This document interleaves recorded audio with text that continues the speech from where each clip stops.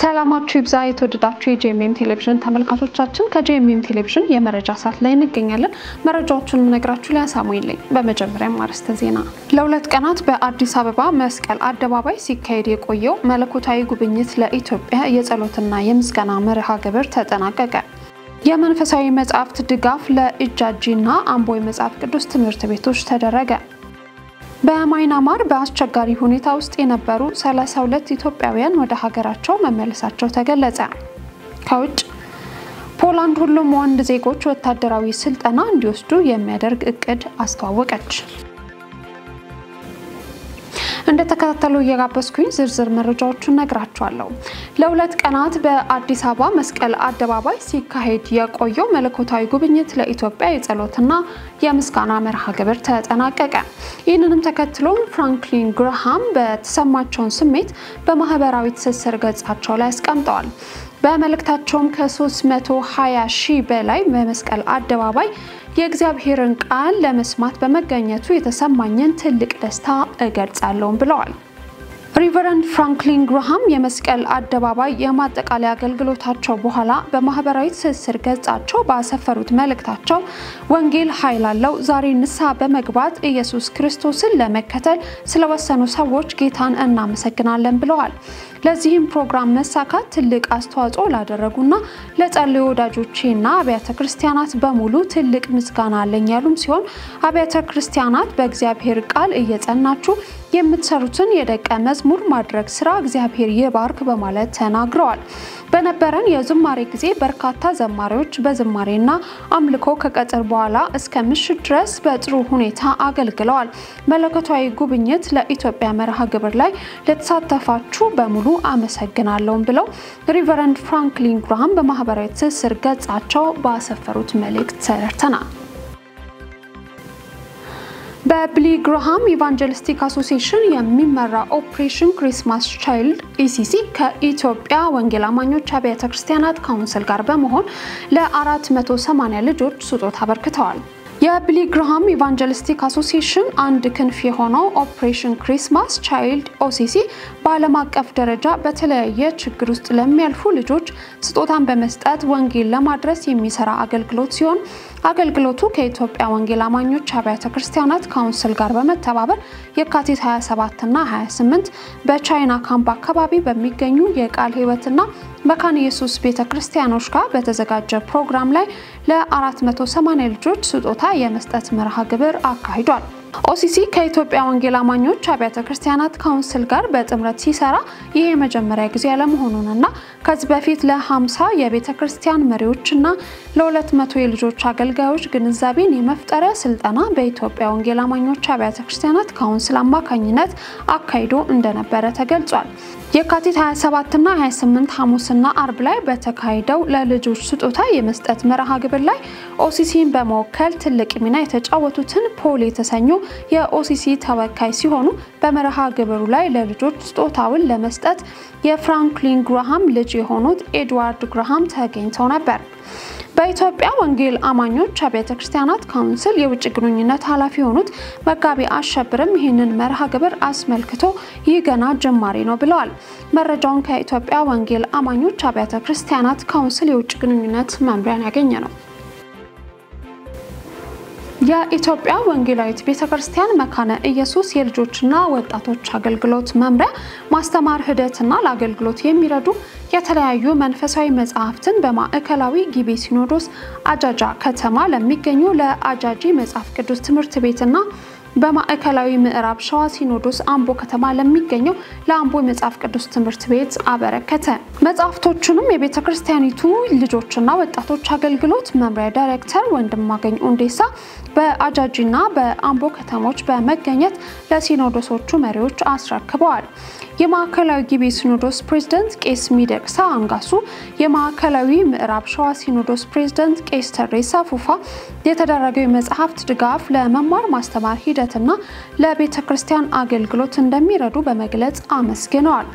የአጃጂ መጽሐፍ ቅዱስ ትምህርት ቤት በ1988 ዓመተ ምህረት ተመስርቶ ማስተማር የጀመረ ሲሆን በአሁኑ ጊዜ በአንደኛና ሁለተኛ ዓመት የሰርቲፊኬት ፕሮግራም ተማሪዎችን ተቀብሎ እያስተማረ የሚገኝ መሆኑን ሲገለጽ በ2009 ዓመተ ምህረት የተመሰረተው የአምቦ የመጽሐፍ ቅዱስ ትምህርት ቤት በአሁኑ ጊዜ በከፍተኛ የሰርቲፊኬት ፕሮግራም እንዲሁም በርቀት መርሃ ግብር በዲፕሎማና በዲግሪ ተማሪዎችን ተቀብሎ እያስተማረ እንደሚገኝ ተገልጿል። ተቋሙ ትውልዱን በሁለንተናዊ መልኩ እያነጹ የሚገኙ ከቤተ ክርስቲያኒቱ አልፈው ለሌሎች አብያተ ክርስቲያናትን በረከት የሆኑና እየሆኑ ያሉ የኢትዮጵያ ወንጌላዊት ቤተክርስቲያን መካነ ኢየሱስ ተቋማት መሆናቸውን ከኢትዮጵያ ወንጌላዊት ቤተክርስቲያን መካነ ኢየሱስ የልጆችና ወጣቶች አገልግሎት ክፍል ያገኘነው መረጃ ያሳያል። በደቡብ ኢትዮጵያ የሩሆቦት ሲኖዶስ በገረሴ ሰበካ የውልአ ማህበረ ምዕመናን የክርስቲያን ሴቶች ቀን በድምቀት ተከበረ። በእለቱ በዓሉን አስመልክተው በቃል ያገለገሉት በደቡብ ኢትዮጵያ የሩሆቦት ሲኖዶስ ወንጌል መምሪያ የሴቶች አገልግሎት ዘርፍ አስተባባሪ ቄስ አረጋሽ አየለ እንደተናገሩት የክርስቲያን ሴቶች ቀን ሴቶች በእለቱ ስለ ሀገራቸው፣ ስለ ቤተ ክርስቲያናቸውና ስለ ወንጌል አገልግሎት የሚጸልዩበት ነው ብለዋል። ሮሜ ምዕራፍ 1 ቁጥር 1 ጀምረው ባለፈው ክፍል ባካፈሉት ቃል ቤተክርስቲያን ለታላቁ ተልኮ በጌታችን ኢየሱስ ክርስቶስ በፍቅር የተወደደች የተቀደሰች ለወንጌል የተለየች በመሆኗ በዚህ ምድር ላይ የአምባሳደርነት ተልኮዋን በአግባቡ ልትወጣ እንደሚገባ ተናግረዋል። ሐዋርያው ጳውሎስ ራሱን የክርስቶስ ባሪያ ሐዋርያ ለጌታ የተለየ የተሾመ አድርጎ ይቆጥራል። ባሪያ ለራሱ የማይኖር በጥንቃቄና በንጽህና የጌታውን ተልኮ የሚፈጽም በመሆኑ እኛ ምዕመናን የዚህ ኃላፊነት ለሁላችን ስለተሰጠን ይህንን ኃላፊነት ልንወጣ ይጠበቅብናል ብለዋል። መረጃው የውልአ ማህበረ ምዕመናን ነው። በማይናማር በአስቸጋሪ ሁኔታ ውስጥ የነበሩ 32 ኢትዮጵያውያን ወደ ሀገራቸው መመለሳቸው ተገለጸ። ባልደረባችን ዳንኤል አንተነ መረጃውን ይነግረናል።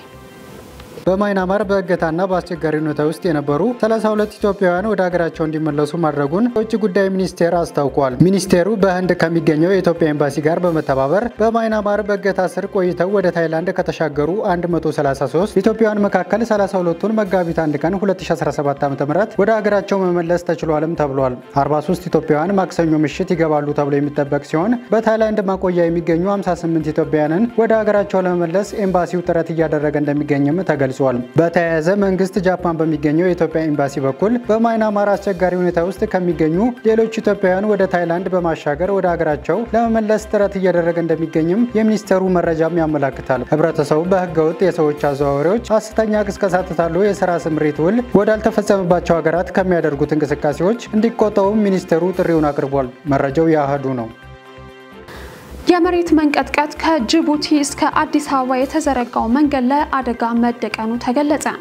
የኢትዮጵያ የገቢና የውጭ ንግድ የሚተላለፍበት ከጅቡቲ እስከ አዲስ አበባ የተዘረጋው መንገድ በመሬት መንቀጥቀጥ ሳቢያ መተሃራ አካባቢ ጉዳት ሊደርስበት እንደሚችልና አደጋ መደቀኑ ተነገረ።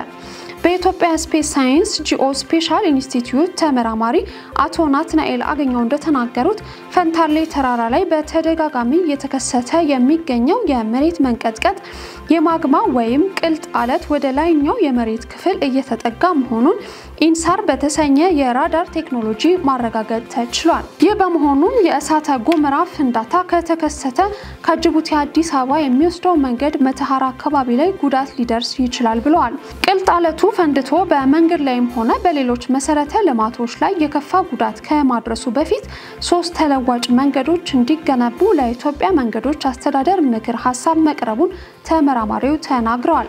መተሃራ የመሬት መንቀጥቀጡ የተከሰተ ለሚገኝበት ስፍራ በጣም የቀረበ በመሆኑ የኢትዮጵያ ገቢና ወጪ ንግድ የሚተላለፍበት የጅቡቲ አዲስ አበባ እንዲሁም ከጅግጅጋ ወደ አዲስ አበባ የሚወስደው መንገድ የሚገኝበት አካባቢ በመሆኑ እጅግ ጥንቃቄ ይፈልጋል ብለዋል።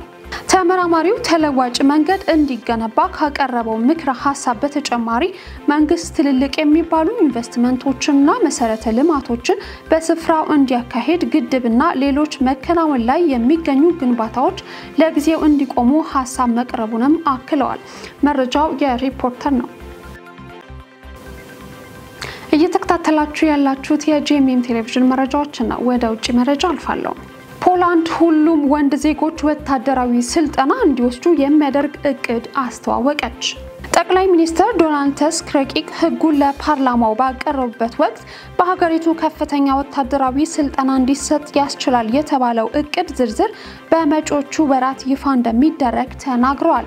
በፖላንድ ውስጥ ያለ እያንዳንዱ ጎልማሳ ወንድ በጦርነት ጊዜ ሀገሩንና ቤተሰቡን ከጥቃት መከላከል የሚችልበትን የስልጠና ቅርጽ እያዘጋጀን የሚገኝ ሲሆን እቅዱ በሀገራችን ሊፈጠሩ ለሚችሉ አደጋዎች ተመጣጣኝ ምላሽ ለመስጠት የሚያስችል አቅም ይፈጥርልናልም ብለዋል። በእቅዱ መሰረት ወታደራዊ ስልጠና የሚያገኙት ወንዶች በቀጥታ መከላከያ ሰራዊቱን የሚቀላቀሉ ሳይሆኑ በግጭት ወቅት ብቁ ወታደራዊ ቁመና ተላብሰው መሰለፍ የሚችሉበትን ክህሎት እንዲያገኙ የሚደረግ ነው ብለዋል። በተጨማሪም የተያዘው እቅድ ለሴቶችም ስልጠና የመስጠት ሐሳብ እንዳለው ለአሁኑ ግን ትኩረቱን ወንዶች ላይ ማድረጉ ተብራርቷል። ጠቅላይ ሚኒስትሩ 2000 ወታደሮች ያሏት ፖላንድ በአቅራቢያዋ ከሚገኙ ሀገራት አንፃር ያላት የሰራዊት ቁጥር አነስተኛ መሆኑን አንስተዋል። 1.3 ሚሊዮን ሰራዊት ያላት ሩሲያና 800,000 ወታደሮች ያላት ዩክሬንን ለንጽጽር ያነሱት ዶናልድ ተስክ ሀገራቸው የወታደር ቁጥሯን ማሳደግ እንደሚኖርባትም አሳስበዋል። መረጃውን ከአልአይን አገኘነው። መረጃዎቻችንን ከማጠቃለላችን በፊት አርዕስተ ዜናዎቹን ላስታውሳችሁ። ለሁለት ቀናት በአዲስ አበባ መስቀል አደባባይ ሲካሄድ የቆየው መለኮታዊ ጉብኝት ለኢትዮጵያ የጸሎትና የምስጋና መርሃ ግብር ተጠናቀቀ። የመንፈሳዊ መጻሕፍት ድጋፍ ለኢጃጂና አምቦ መጽሐፍ ቅዱስ ትምህርት ቤቶች ተደረገ። በማይናማር በአስቸጋሪ ሁኔታ ውስጥ የነበሩ 32 ኢትዮጵያውያን ወደ ሀገራቸው መመለሳቸው ተገለጸ። ከውጭ ፖላንድ ሁሉም ወንድ ዜጎች ወታደራዊ ስልጠና እንዲወስዱ የሚያደርግ እቅድ አስተዋወቀች። ለዛሬ ያዝናላችሁ መረጃዎች እነዚሁ ነበሩ። ያዘጋጁላችሁ ነፃነት ዋቁማና ዳንኤል አንተነህ ከመላው የስቱዲዮ ባለሙያዎች ጋር በጋራ በመሆን ነበር ወደ እናንተ ያደረስኩት። ሊያ ሳሙኤል ነኝ። ሌሎች የጄኤምኤም ቴሌቪዥን ፕሮግራሞች ይቀጥላሉ። መልካም ጊዜ።